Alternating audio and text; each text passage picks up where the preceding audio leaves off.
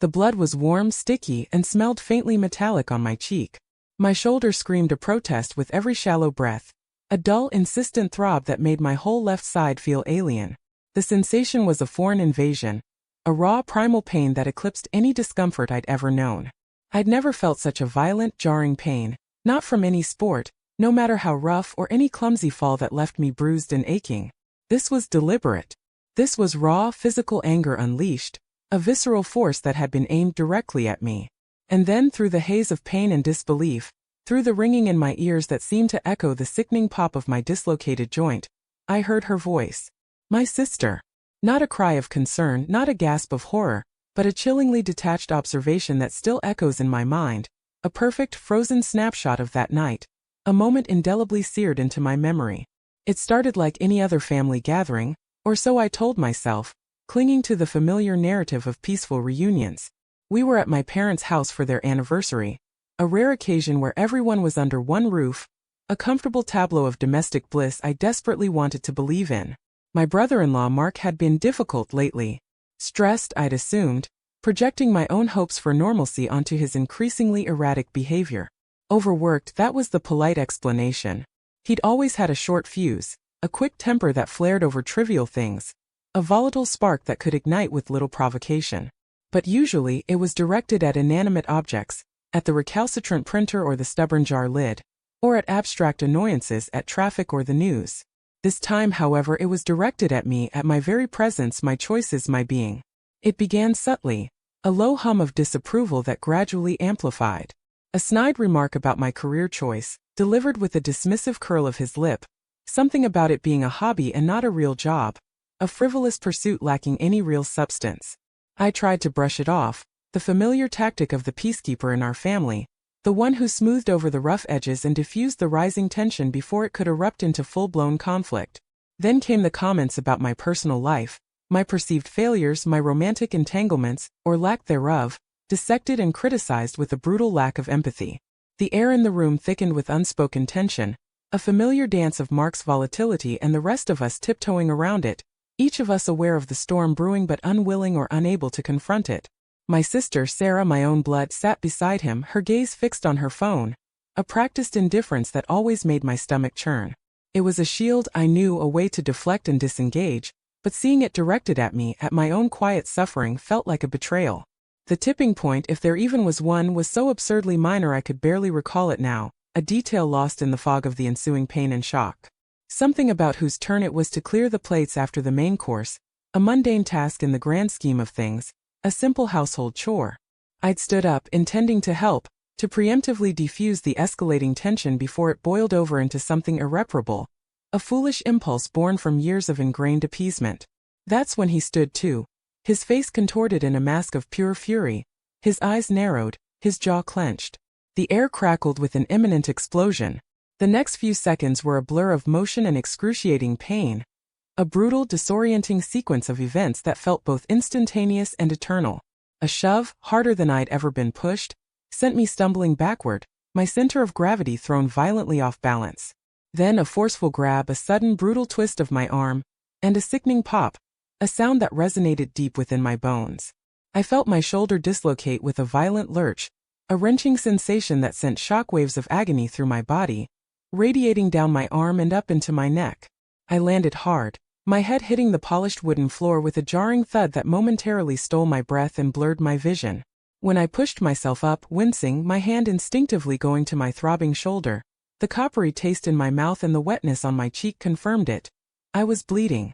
My vision swam, a kaleidoscope of flickering lights and shadows, and for a disorienting moment, I thought I might pass out, succumb to the overwhelming wave of pain and sensory overload.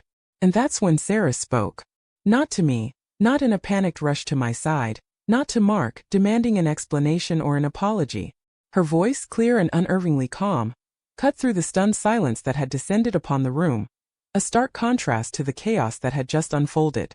"Oh, look at that," she said, her tone conversational, as if remarking on a spilled drink or a minor household mishap, something trivial and easily overlooked. "He's bleeding." My eyes, blurry and unfocused, found hers. She was looking directly at me, a detached, almost clinical interest in her gaze. There was no alarm, no concern etched on her face, just a detached observation, an objective statement of fact. My sister, who I'd always believed would have my back, who I'd confided in, who I'd shared countless secrets and dreams with, was watching me, injured and vulnerable, with the casual interest of someone observing a minor inconvenience, a fleeting distraction. The shock of her words was almost as potent, as devastating, as the physical pain that racked my body. In that instant, a switch flipped inside me, a fundamental shift in my perception of our family, of Sarah, of myself. The years of biting my tongue, of smoothing over Mark's rough edges for Sarah's sake, of playing the role of the agreeable family member, the one who always made allowances and never caused a fuss, dissolved like mist in the morning sun. The narrative I'd always told myself about our family, about Sarah and me being a unit, an unbreakable bond forged in shared childhood memories and unwavering loyalty, shattered into a million irreparable pieces. She hadn't defended me. She hadn't even flinched. She had simply noted my injury, as if it were a curiosity, a biological anomaly. The next few weeks were a quiet agony, a protracted period of discomfort and disillusionment, both physical and emotional. My shoulder was in a sling, a constant, painful reminder of the night's events, a heavy, awkward presence that restricted my movement and underscored my vulnerability. But the deeper wound, the one that festered beneath the surface, was the crushing realization of my sister's complicity. My parents, bless them, were horrified and supportive, their faces etched with concern as they rushed me to the doctor, their hands gentle as they tended to my needs. They offered comfort and reassurance, their love a tangible force in the aftermath. Mark sent a perfunctory text message 2 days later, a vague apology that felt more like a mild inconvenience apology for his behavior, a perfunctory gesture devoid of any genuine remorse. Sarah, however, was a different story. She called, of course, at the expected intervals, her voice programmed with a veneer of sisterly concern. But her calls were brief, perfunctory, like checking a box on a to-do list.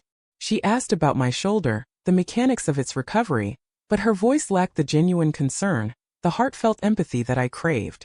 She never addressed her own words that night, the casual cruelty of them, the stark indifference that had pierced me more deeply than Mark's physical assault. It was as if her observation had absolved her of any further responsibility, any need for deeper engagement, any obligation to acknowledge the pain she had witnessed and, by her silence, condoned. The unspoken agreement, the subtle current running beneath the surface of our interactions, seemed to be that Mark's outburst was an unfortunate event, an aberration, and my injury was simply a consequence, something to be dealt with, a medical issue, but not to be interrogated, not to be dissected, not to be imbued with any emotional weight. And Sarah was content to let it be, to maintain the fragile peace by refusing to acknowledge the depth of the transgression. This refusal to acknowledge the deeper betrayal, this passive acceptance of Mark's violence and her own indifference, was what I couldn't stomach. It was a quiet poison, slowly eroding the foundation of our relationship. I knew I couldn't confront her directly. It would lead to defensiveness, to denial, to more carefully constructed walls of self-preservation. She would retreat further into her practiced indifference, her justifications, her carefully curated narratives. Instead, I decided on a different approach, a quiet reordering of the family dynamics, a subtle shift in the unspoken rules that had governed our interactions for so long. It wasn't about revenge, not exactly. It was about recalibrating the balance, about reclaiming a piece of myself that had been lost in the maelstrom of Mark's anger and Sarah's silence. The turning point for me, the moment where the abstract decision solidified into a concrete plan, was a family barbecue a few months later. Mark, of course, was invited. Sarah had called me beforehand, her voice bright and falsely cheerful, a forced lightness that grated on my nerves, asking if I was coming. I knew she'd invited me as a formality, a way to maintain the illusion of normalcy, to signal to the rest of the family that all was well, that the past was past. And I knew I had a choice. Retreat, let her win, and continue to be the injured party in a narrative she controlled, a victim perpetually defined by the harm inflicted upon her. Or I could choose a different path, a path of quiet agency, of subtle resistance. I accepted. The why of the barbecue arrived, bright and sunny, the kind of perfect summer day that felt like a stark contrast to the storm brewing within me, a carefully controlled tempest. I arrived late, deliberately. It was a small act of defiance, a way to assert my control over my own presence, my own arrival. I walked into the backyard, a small manufactured smile plastered on my face, a mask to conceal the complex emotions churning beneath. Mark was holding court, a familiar spectacle, recounting some anecdote with boisterous enthusiasm, his voice booming across the manicured lawn. Sarah was hovering nearby, the ever-attentive wife, her gaze flitting around the periphery, ensuring all was in order, that her husband's performance was going smoothly. As I approached, a few heads turned, their conversations momentarily ceasing, a ripple of polite acknowledgement. I made eye contact with Sarah. She offered a tight, practiced smile, a fleeting expression that held no genuine warmth, no real welcome. Instead of seeking out my parents, who would undoubtedly fuss and inquire about my shoulder with well-meaning concern, or engaging in forced pleasantries with Mark, which would feel like a capitulation, I walked directly over to a small group of cousins who were chatting quietly by the patio, their laughter low and conspiratorial. I joined their conversation, interjecting myself into their shared jokes and stories, finding a genuine connection in their easy camaraderie. I didn't avoid Mark, but I didn't seek him out either. I didn't make a scene, no dramatic pronouncements or accusatory glares. I simply existed, present but not engaged in the manufactured harmony he and Sarah so desperately tried to maintain, a subtle but significant withdrawal of my participation in their carefully constructed reality. The real shift, the moment of calculated retribution, happened during dinner. We were all seated around the long rustic table in the backyard, the golden light of the setting sun casting long shadows. Mark was mid-story, gesturing wildly with his fork, his narrative gaining momentum, a familiar monologue of self-importance. Sarah sitting opposite him caught my eye. I held her gaze for a moment, not with accusation, not with triumph, but with a quiet, steady neutrality, a silent acknowledgement of our shared history and the present chasm between us. Then I turned my attention to my plate and began eating slowly, deliberately, my movements measured and controlled. But before I took a bite, I reached for my water glass, a simple mundane action. As I did, my sling, still an awkward encumbrance, brushed against my plate. It was a small, insignificant movement, a calculated accident, one I practiced in my head 100 times, refining the angle, the force, the timing. The glass wobbled precariously on the edge of the table, tipped, and slowly, majestically, as if in a dream sequence, a cascade of ice water poured directly onto Mark's lap, soaking his expensive trousers and eliciting a startled yelp. A collective gasp rippled around the table. Conversations halted abruptly. Mark froze, his story dying on his lips, his mouth agape.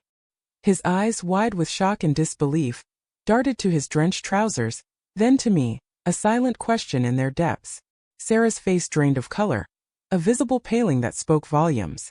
Her initial reaction was pure, unadulterated panic, the kind you see when a carefully constructed facade begins to crumble, when the illusion of control is shattered. I looked at her, my expression calm, my voice soft, devoid of any trace of triumph, any hint of malice. "Oh, my apologies, Mark," I said, my tone laced with just the right amount of feigned remorse, a performance honed by years of family diplomacy. "My sling is still a bit awkward. I didn't mean to do that." I then turned back to my plate, my appetite suddenly miraculously restored, as if the small act of disruption had awakened a hunger I hadn't realized was there. The rest of the dinner was a study in social awkwardness, a palpable tension hanging in the air. Mark, sputtering and damp, his booming voice reduced to a grumble, couldn't reclaim his dominance. He shifted uncomfortably in his seat, his usual bluster deflated by the unexpected indignity. Sarah tried to salvage the situation, her smile strained, her explanations for my clumsiness, a little too enthusiastic, a little too effusive, an attempt to smooth over the disruption, to reassert the narrative of a minor accident. The other family members, sensing the subtle shift, the undercurrent of tension, the unspoken animosity, exchanged knowing glances, their eyes meeting briefly across the table, a silent acknowledgement of the disruption of the established order. They'd witnessed the subtle, yet undeniable, shattering of the veneer of familial harmony. In the weeks that followed, the atmosphere shifted. It wasn't a dramatic overhaul, not a public denouncement, but a quiet recalibration. A subtle but significant alteration in the dynamics. Sarah called less often. When she did, the conversations felt stilted, the casual intimacy we once shared replaced by a polite distance, a careful avoidance of any subject that might touch upon the underlying issues. She never mentioned the barbecue incident, and neither did I. But the unspoken understanding had shifted. She couldn't control my presence, my reactions, or the consequences of Mark's actions any longer. Her attempt to dismiss my injury, To sweep it under the rug with a detached observation had backfired spectacularly.